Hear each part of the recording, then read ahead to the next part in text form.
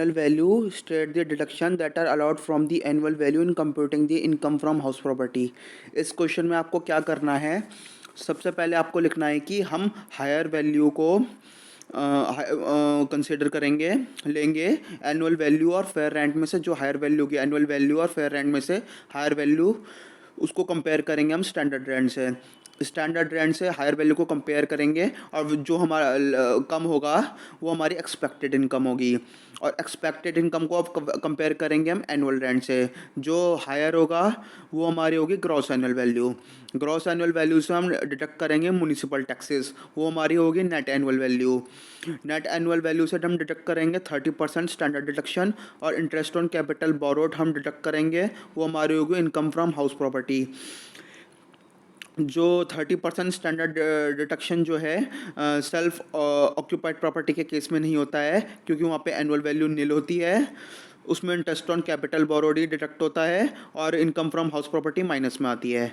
अब यहाँ पे लेट आउट प्रॉपर्टी और सेल्फ ऑक्यूपाइड प्रॉपर्टी में 30% स्टैंडर्ड डिडक्शन और इंटरेस्ट ऑन कैपिटल बोरोड के अलावा एक टैक्स भी डिडक्ट होता है, अगर वो क्वेश्चन में गिवन है। यहाँ पे दो रेट हैं, यदि हाउस कंस्ट्रक्ट नहीं हुआ है या हाउस कंस्ट्रक्ट हो गया लेकिन 5 साल नहीं हुए अभी कंस्ट्रक्ट हुए, या हाउस कंस्ट्रक्ट नहीं हुआ है। दो केस हैं, हाउस कंस्ट्रक्ट नहीं हुआ है या कंस्ट्रक्ट हुए हो गया है लेकिन 5 साल नहीं हुए हैं, तो ऐसे केस में 30% मैक्सिमम टैक्स डिडक्ट होगा। मैक्सिमम 30% टैक्स डिडक्शन अलाउड हो, उससे ज़्यादा नहीं। और यदि 5 साल से ज़्यादा हो गया है हाउस को कंस्ट्रक्ट हुए तो 22 लाख जो है 2 लाख हमारा मैक्सिमम टैक्स डिडक्शन अलाउड हो, उससे ज़्यादा नहीं है। यदि प्री कंस्ट्रक्शन पीरियड जो है क्वेश्चन में दे रखा है तो उस पर हम कैलकुलेट करेंगे इंटरेस्ट ऑन कैपिटल बोरोड, तब हम डिडक्ट करेंगे नेट एनुअल वैल्यू में से income from house property find करने के लिए। यदि क्वेश्चन में नहीं दे रखा है प्री कंस्ट्रक्शन पीरियड तो इंटरेस्ट ऑन कैपिटल बोरोड हम डायरेक्ट डिडक्ट कर देंगे जो हमें दे रखा है। और ये क्वेश्चन है, explain the difference between short term capital gain and long term capital gain.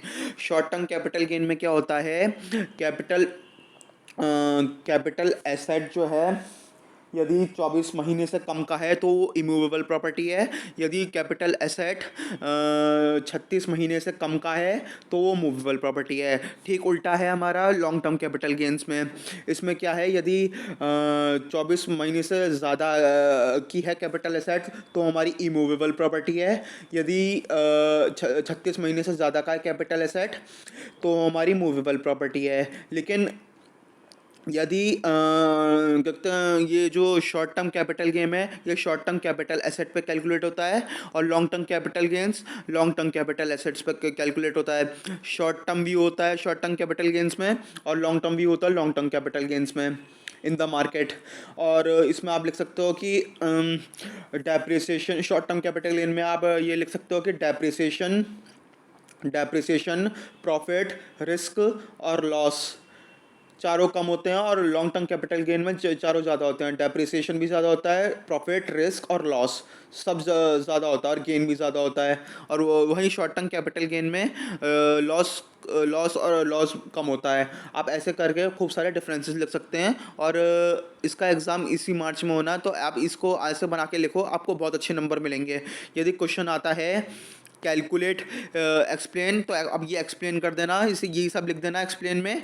और कैलकुलेशन में आ जाता है तो कैलकुलेशन में शॉर्ट टर्म कैपिटल गेन को कैलकुलेट करने की फॉर्मूला लिख देना, और लॉन्ग टर्म कैपिटल गेन्स को कैलकुलेट करने का फॉर्मूला लिख देना।